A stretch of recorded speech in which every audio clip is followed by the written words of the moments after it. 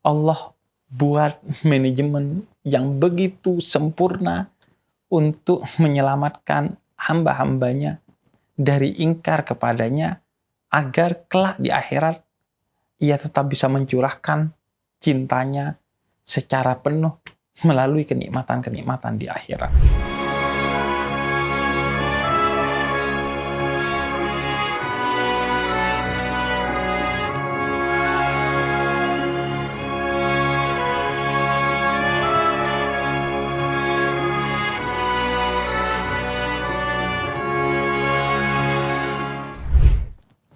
Tuhan begitu mencintai kita, sehingga dikisahkan suatu hari Nabi Muhammad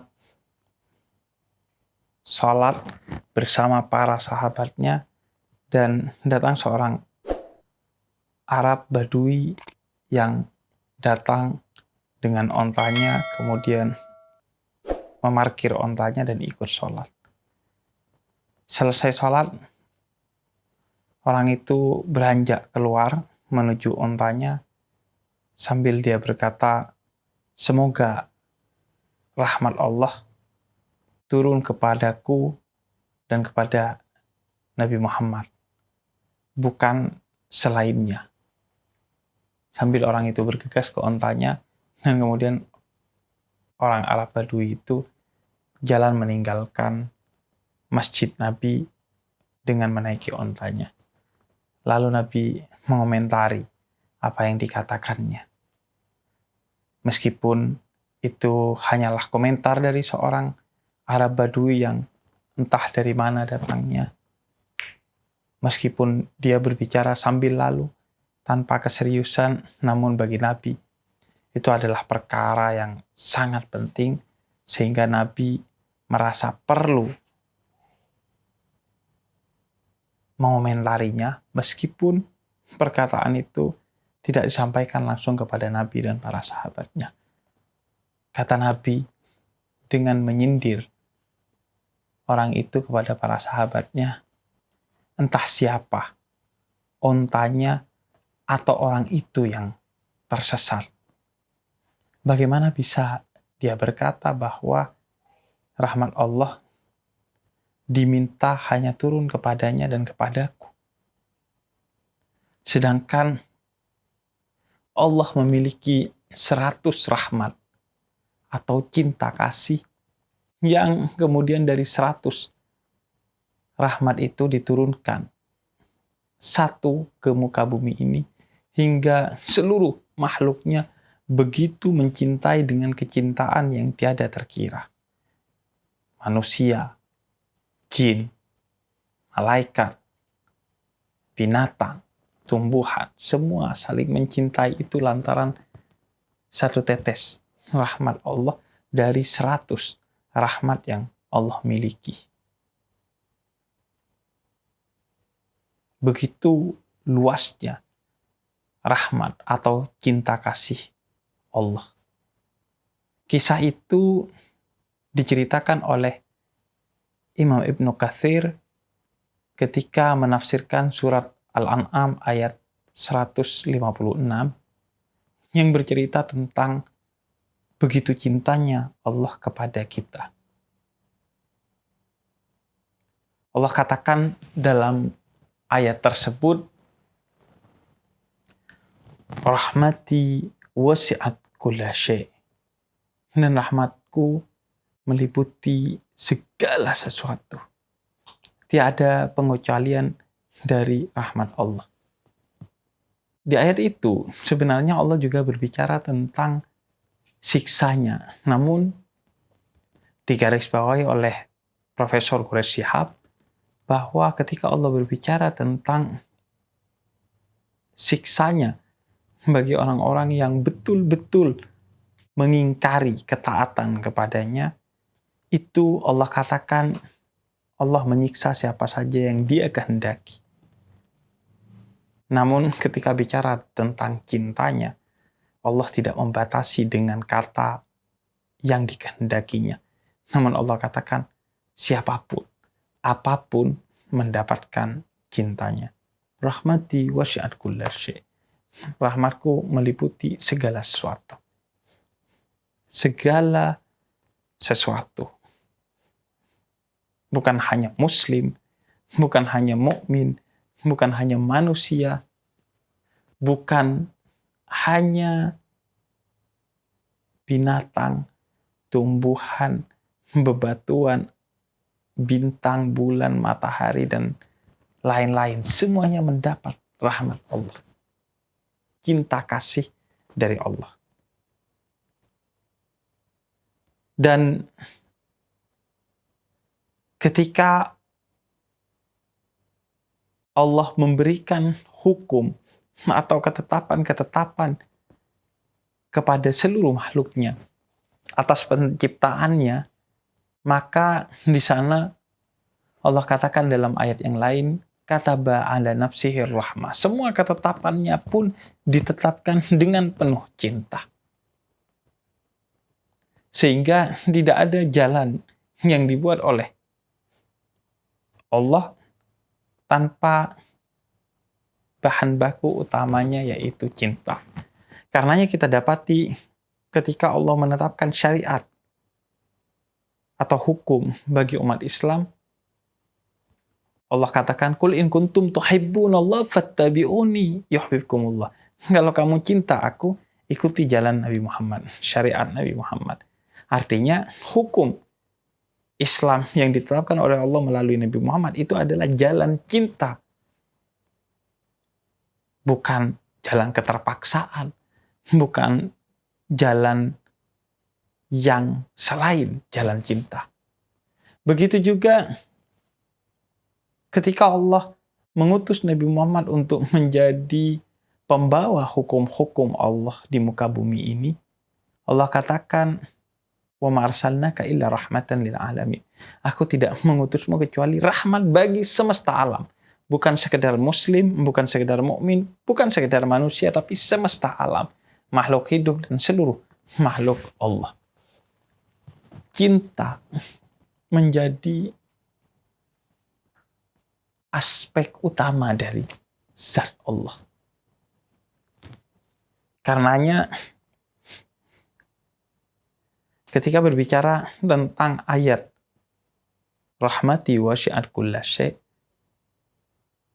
para ulama sepakat bahwa ini bentuk cinta Allah yang sifatnya begitu universal. Ibnu Katsir menjelaskan tentang hal itu. Bahkan Syekh Abdul Qadir Jailani ketika membahas tentang ayat ini, beliau katakan rahmat Allah atau cinta Allah pada seluruh makhluknya tidak hanya terbatas kepada mereka yang taat saja ataupun yang tidak taat saja, tapi kepada selainnya juga. Kata selainnya juga itu dibubuhkan untuk menegaskan bahwa memang tidak terbatas. Bahkan akal kita yang membatasi bahwa berarti cinta Allah tidak terbatas hanya bagi yang taat, tapi juga bagi yang bermaksiat. Itu tidak cukup, sehingga ditambah kata juga bagi selainnya untuk menunjukkan infinity, ketidakterbatasan rahmat atau cinta kasih Allah. Begitu cintanya Allah kepada seluruh hamba-hambanya, sehingga Allah berikan rasa cinta itu bukan hanya kepada hamba-hambanya yang taat kepadanya, tapi juga kepada hamba-hambanya yang ingkar kepadanya. Tidak ada hamba-hambanya yang tidak diberinya makan, tidak diberinya minum, tidak diberinya jodoh. Begitupun hamba-hambanya itu ateis sekalipun. Semua hambanya diberikan cintanya. Dan ia tak ingin hambanya itu hanya mendapatkan kesempurnaan cintanya di dunia, tapi juga kelak di akhirat. Sehingga Allah buat manajemen yang begitu sempurna untuk menyelamatkan hamba-hambanya dari ingkar kepadanya, agar kelak di akhirat ia tetap bisa mencurahkan cintanya secara penuh melalui kenikmatan-kenikmatan di akhirat. Sehingga Allah buat manusia itu tercipta dari cahayanya. Wa nafakhtu min ruhi. Kemudian Allah beri di dalamnya fitrah yang bersambung dengan Allah. Fitratullahi allati fataran nas 'alaiha. Kemudian Allah beri akal kepada kita untuk membedakan mana yang baik, mana yang buruk. Kemudian juga Allah berikan syariat berupa hukum ini dan hukum itu untuk membimbing kita. Allah turunkan kitab suci demi kitab suci untuk menjadi guidance book kita. Allah utus nabi demi nabi hingga nabi termulia, yaitu Nabi Muhammad, untuk membimbing kita secara praktis.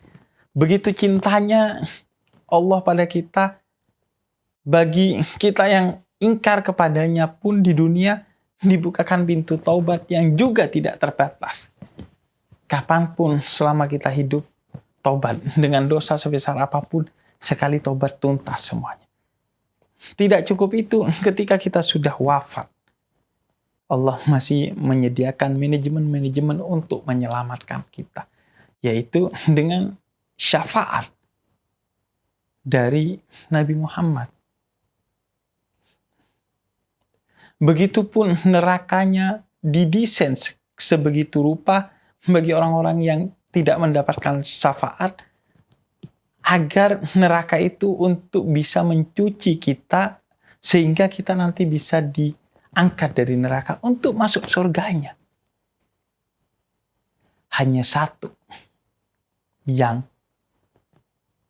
Allah abadikan ia di neraka, yaitu orang-orang yang berdosa syirik atau orang-orang musyrik yang menyekutukannya.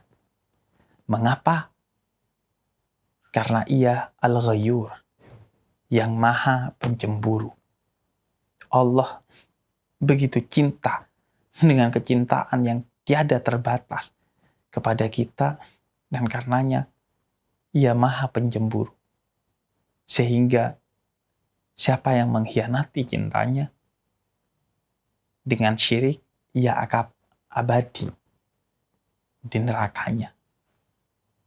Dan masalahnya adalah kita, meskipun seorang yang beriman dan muslim, seringkali melakukan, memikirkan atau merasakan hingga mengucapkan hal-hal yang bisa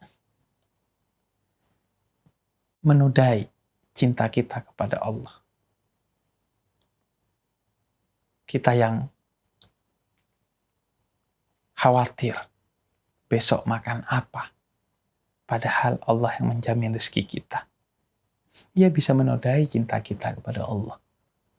Kita yang biasa aja, lupa sholat tapi luar biasa, lupa HP, itu bisa mencederai cinta kita kepada Allah. Kita yang biasa aja untuk bermaksiat dalam sepi, namun malu untuk bermaksiat dalam keramaian, yang berarti kita mengutamakan mata manusia ketimbang Allah, yang sesepi apapun kita bermaksiat, Allah tetap melihat. Itu bisa mencederai nilai cinta kita kepada Allah. Karenanya, utamanya, cintailah Allah. Karena ia maha cinta dan begitu mencintai kita dengan kecintaan yang serba maha, dan ia ingin selalu bersama dengan kita yang begitu dicintainya.